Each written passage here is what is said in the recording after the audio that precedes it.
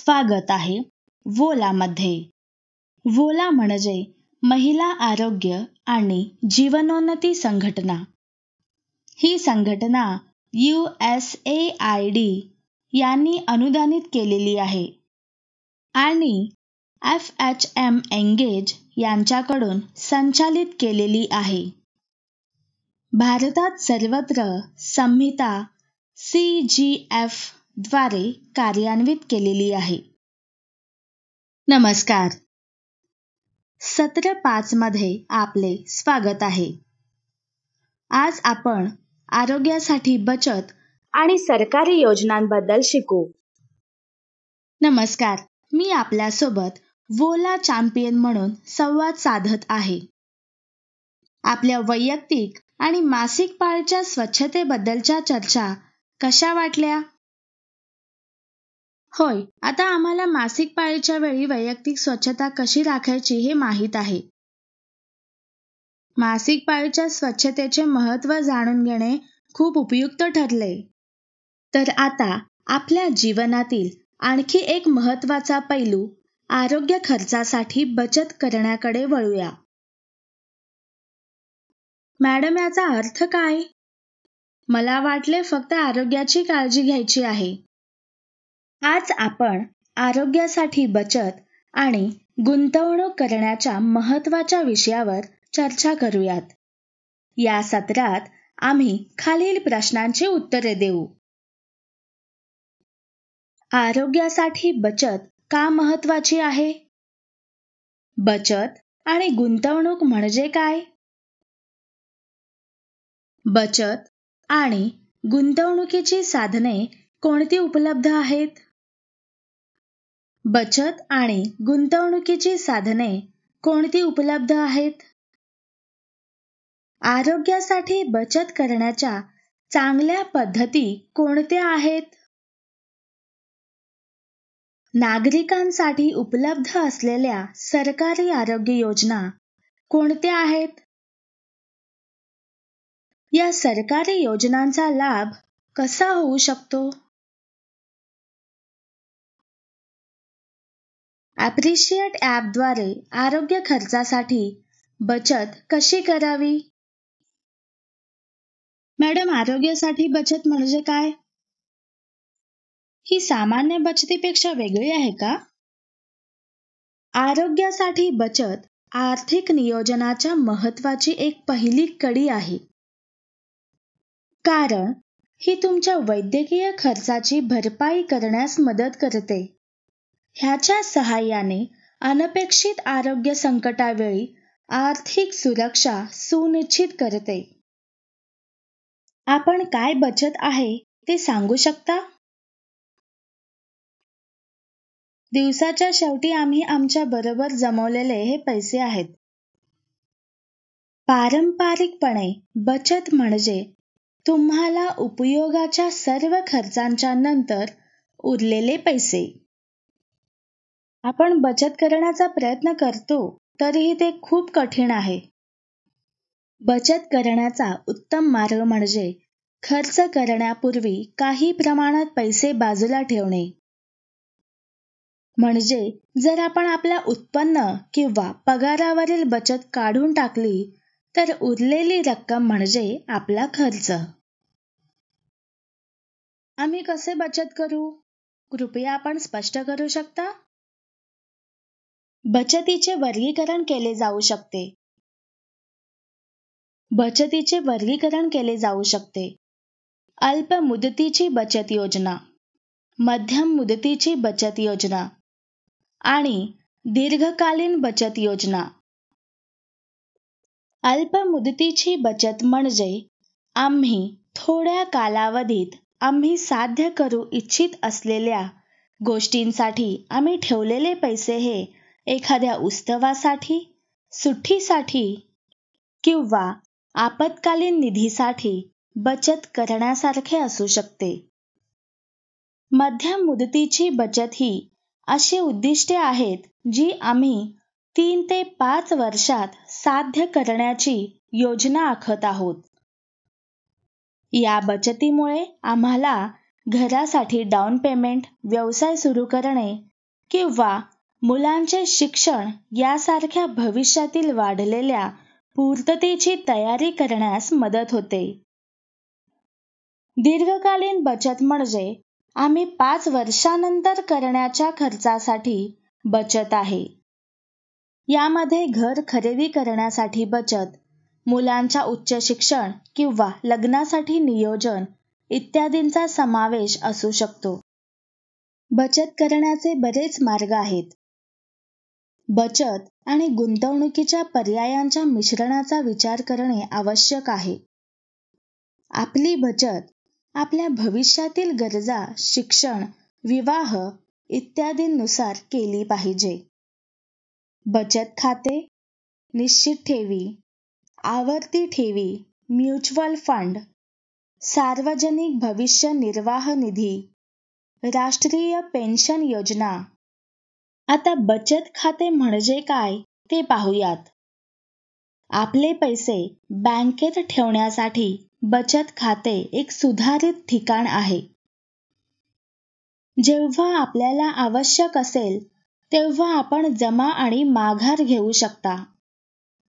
आपल्या दैनंदिन खर्चासाठी आणि अल्प मुदतीच्या बचतीसाठी हे चांगले आहे. निश्चित ठेव. निश्चित ठेव खाती विशिष्ट कालावधीसाठी निश्चित व्याज दराने आपले पैसे वाढवू देतात. आपण निवडलेल्या कालावधीनुसार FDs एकतर दीर्घकालीन किंवा अल्प मुदतीची बचत पर्याय असू शकते. पुनरावृत्ती ठेवणी. पुनरावृत्ती ठेवणी म्हणजे बचत करण्याचा एक इतर मार्ग आहे. तुम्ही निश्चित कालावधीसाठी मासिक निश्चित रक्कम ठेवून त्याला कालावधीच्या शेवटी तुमच्या बचतीसाठी रक्कम सुद्धा असते. आता आपण म्युच्युअल फंड म्हणजे काय हे पाहूयात. म्युच्युअल फंड हा एक लोकप्रिय गुंतवणूक पर्याय आहे. हे व्यक्तींना त्यांचे पैसे एकत्रितपणे स्टॉक, बॉण्ड्स किंवा इतर सिक्युरिटीजच्या विविध पोर्टफोलिओमध्ये गुंतवणूक करण्यास अनुमती देते. काही सामान्य सहकारी ठेवण्यांच्या प्रकार. नगदी प्रमाणपत्र मुख्यत्वे शेअर्स किंवा समानांमध्ये निवेश करतात. बॉण्ड फंड्स मुख्यत्वे बॉण्ड्स किंवा स्थिर आय प्रमाणपत्रे यांमध्ये निवेश करतात. संतुलित निधी वाढ आणि उत्पन्नाचा समतोल साधण्यासाठी स्टॉक आणि बॉण्डच्या मिश्रणात गुंतवणूक करा. इंडेक्स फंड S&P 500 सारख्या विशिष्ट मार्केट इंडेक्सच्या कामगिरीची प्रतिकृती बनवण्याचे लक्ष्य ठेवा. सेक्टर फंड तंत्रज्ञान किंवा आरोग्य सेवा यासारख्या विशिष्ट क्षेत्रांवर किंवा उद्योगांवर लक्ष केंद्रित करा. सार्वजनिक भविष्य निर्वाह निधी पब्लिक प्रॉव्हिडंट फंड PPF तुम्हाला 500 पेक्षा कमी ते 1,50,000 पर्यंत एक निश्चित रक्कम जमा करण्याची परवानगी देते. हे आकर्षक व्याजदर आणि कर सवलतींचा आनंद घेत असताना सेवानिवृत्ती निधीची स्थापना करण्यास मदत करते. भारतातील नॅशनल पेन्शन सिस्टीम NPS ही एक स्वैच्छिक सेवानिवृत्ती बचत योजना आहे, जिथे तुम्ही तुमच्या पगाराचा काही भाग पेन्शन फंडामध्ये योगदान देता, ज्यामुळे तुम्हाला सुरक्षित आर्थिक भविष्य घडविण्यात मदत होते. यात सहभागी होण्यासाठी तुम्हाला दरमहा किमान ₹500 ते प्रतिवर्षी 1,000 ची गुंतवणूक करावी लागते. आरोग्यासाठी बचत करण्याच्या काही चांगल्या पद्धती तुम्ही शेअर करू शकता का? आरोग्य बजेट तयार करा. तुमच्या वर्तमान आरोग्य संबंधी खर्चांचे मूल्यांकन करा, ज्यामध्ये विमा प्रीमियम, औषधे आणि नियमित तपासण्यांची समावेश आहेत. तुमच्या बजेटमध्ये आरोग्य संबंधी खर्चासाठी एक विशिष्ट भाग निर्धारित करा. संभाव्य वैद्यकीय खर्चासह किमान 3 ते 6 महिन्यांचा राहण्याचा खर्च कव्हर करू शकेल असा आपत्कालीन निधी ठेवा. ही निधी अनपेक्षित आरोग्य आणीबाणीच्या वेळी आर्थिक सुरक्षा जाळी म्हणून काम करते. आरोग्य विमा. मोठ्या वैद्यकीय खर्चासाठी सर्वसमावेशक आरोग्य विमा योजनेत गुंतवणूक करा. तुमच्या विमा संरक्षणाचे नियमितपणे पुनरावलोकन करा आणि ते तुमच्या सध्याच्या गरजा पूर्ण करीत असल्याची खात्री करा. नियमित तपासणी आणि प्रतिबंधात्मक काळजी. संभाव्य आरोग्य समस्या लवकर ओळखण्यासाठी आणि त्यांचे निराकरण करण्यासाठी प्रतिबंधात्मक आरोग्य सेवेमध्ये गुंतवणूक करा. यामुळे नंतर महागड्या उपचारांची शक्यता कमी होते. जेनेरिक औषधे. जेव्हा शक्य असेल तेव्हा औषधांच्या जेनेरिक आवृत्त्यांची निवड करा. हे ब्रँड नाव पर्यायांपेक्षा अधिक परवडणारे असतात. निरोगी जीवनशैली निवडी. आजार आणि वैद्यकीय परिस्थितीचा धोका कमी करण्यासाठी निरोगी जीवनशैलीचा अवलंब करा. यामध्ये नियमित व्यायाम, संतुलित आहार आणि धूम्रपान, दारू पिणे इत्यादी हानिकारक सवयी टाळणे यांचा समावेश होतो. वैद्यकीय बिलांचे नियमितपणे पुनरावलोकन करा. अचूकतेची खात्री करण्यासाठी वैद्यकीय बिलांचे काळजीपूर्वक पुनरावलोकन करा. तुम्हाला त्रुटी किंवा विसंगती आढळल्यास त्यांना तुमच्या आरोग्य सेवा प्रदात्याशी किंवा विमा कंपनीकडे त्वरित संबोधित करा. माहितीत रहा. हेल्थकेअर पॉलिसी, विमा योजना आणि उपलब्ध आरोग्य सेवा पर्यायांमधील बदलांबद्दल माहिती मिळवा. हे ज्ञान तुम्हाला तुमच्या आरोग्याबद्दल आणि आर्थिक कल्याणाविषयी माहितीपूर्ण निर्णय घेण्यास मदत करू शकते. व्यावसायिक सल्ला घ्या. तुमची विशिष्ट आर्थिक परिस्थिती आणि आरोग्य सेवांच्या गरजेनुसार बचत योजना तयार करण्यासाठी आर्थिक सल्लागार आणि आरोग्य सेवा व्यावसायिकांशी सल्लामसलत करा. नेहमी लक्षात ठेवा की मजबूत आर्थिक कल्याण तुम्हाला वैद्यकीय खर्च व्यवस्थापित करण्यात मदत करते.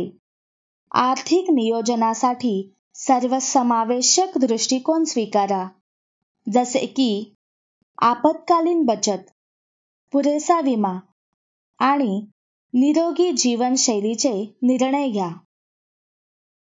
हे तुमचे दीर्घकालीन आरोग्य आणि आर्थिक कल्याण वाढवेल. धन्यवाद मॅडम, हे खूप माहितीपूर्ण होते. सरकार सुद्धा मदत करते का? भारत सरकारच्या विविध सामाजिक कल्याण आणि सुरक्षा योजना आहेत, ज्या नागरिकांच्या कल्याणासाठी तयार केल्या आहेत. सुमारे 740 केंद्रीय क्षेत्रातील योजना आणि अंदाजे 65 केंद्र प्रायोजित योजना केंद्र सरकार, राज्य सरकार किंवा दोन्हीही संयोजनाद्वारे निधी पुरवल्या जातात. हे उपक्रम सामाजिक सुरक्षा, रोजगार आणि दारिद्र्य निर्मूलन, आरोग्य, स्वच्छता, शिक्षण आणि बरेच काही विविध श्रेणींमध्ये पसरलेले आहेत. या सरकारी योजनांची उद्दिष्टे पुढील प्रमाणे आहेत. भारतातील सर्व नागरिकांचे जीवनमान सुधारणे, ग्रामीण आणि सेवा कमी असलेल्या भागाच्या विकासाला चालना देणे, आर्थिक विकासाला चालना देण्यासाठी रोजगाराच्या संधी निर्माण करणे, समाजातील अधिक असुरक्षित घटकांना आधार देण्यावर विशेष लक्ष केंद्रित करून शिक्षणात व्यापक प्रवेश सुनिश्चित करणे, गृहनिर्माण, मातृत्व लाभ, विमा, पेन्शन आणि इतर आवश्यक सेवांचा समावेश असलेल्या कार्यक्रमांद्वारे सामाजिक सुरक्षा प्रदान करणे. उपलब्ध योजनांची सूची काय आहे आणि ह्या योजनांच्या सुधारणाचा कसा प्रवेश मिळतो? कॉमन सर्व्हिस सेंटर्स CSCs हे सेवा वितरण बिंदू आहेत जे जनतेला विविध सरकारी आणि गैरसरकारी सेवा प्रदान करतात. येथे काही सरकारी योजना दिल्या आहेत. प्रधानमंत्री जीवन ज्योती विमा योजना ही एक जीवन विमा योजना आहे जी आर्थिक संरक्षण देते. विमाधारकाचा मृत्यू झाल्यास पॉलिसीधारक आणि त्यांच्या कुटुंबियांना 2 लाख प्रीमियम रुपये 436 प्रतिवर्ष.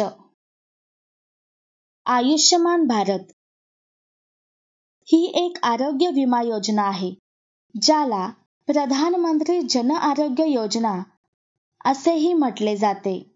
ही भारत सरकारने सुरू केलेली एक प्रमुख आरोग्य सेवा योजना आहे. आयुष्यमान भारत प्रति कुटुंब प्रति वर्ष INR 5 लाख भारतीय रुपये पर्यंत कव्हरेज प्रदान करते. ही रक्कम नाव नोंदणी केलेल्या लाभार्थ्यासाठी विविध आरोग्य सेवा खर्च कव्हर करण्याच्या उद्देशाने आहे. PM किसान सन्मान निधी या योजनेअंतर्गत सर्व जमीनधारक शेतकरी कुटुंबांना 3 समान हप्त्यांमध्ये प्रतिवर्षी 6,000 उत्पन्नाचा आधार दिला जाईल. सुकन्या समृद्धी योजना ही एक बचत योजना आहे ज्याचा उद्देश मुलींच्या कल्याणासाठी आहे. ही योजना पालकांना त्यांच्या मुलांच्या भविष्यासाठी बचत आणि गुंतवणूक करण्यास प्रोत्साहित करण्यासाठी सुरू करण्यात आली आहे. सामान्यतः बचत खाते सुकन्या समृद्धी योजनेवरील व्याजदर म्हणजे चक्रवाढ व्याज सामान्यतः नियमित बचत खाती किंवा मुदत ठेवींपेक्षा जास्त असतो. तुमच्या आरोग्य सेवा गरजांसाठी बचत आणि गुंतवणूक करण्यासाठी तुम्ही ॲप्रिशिएट ॲप वापरू शकता.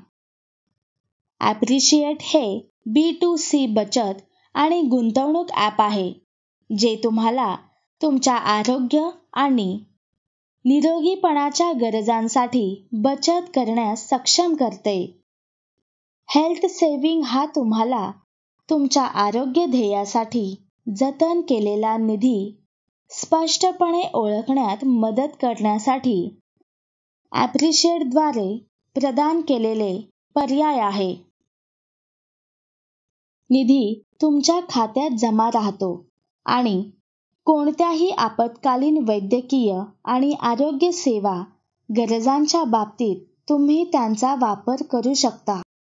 आता आपण ॲप्रिशिएट ॲपच्या माध्यमातून आरोग्यासाठी कसं संरक्षण करायचं हे समजूया. आपण QR कोड वापरून ॲप्रिशिएट ॲप डाउनलोड करून आपल्या आरोग्याच्या कोणत्याही आपत्कालीन आवश्यकतेसाठी संरक्षण करू शकता. तुम्ही बचत खाते उघडू शकता, आरोग्य लक्ष्यांमध्ये बचत करू शकता, FD RDचा फायदा घेऊ शकता, म्युच्युअल फंडामध्ये गुंतवणूक करू शकता आणि बरेच काही करू शकता.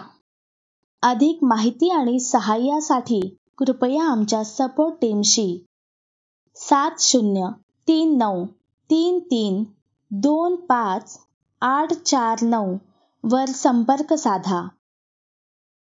धन्यवाद.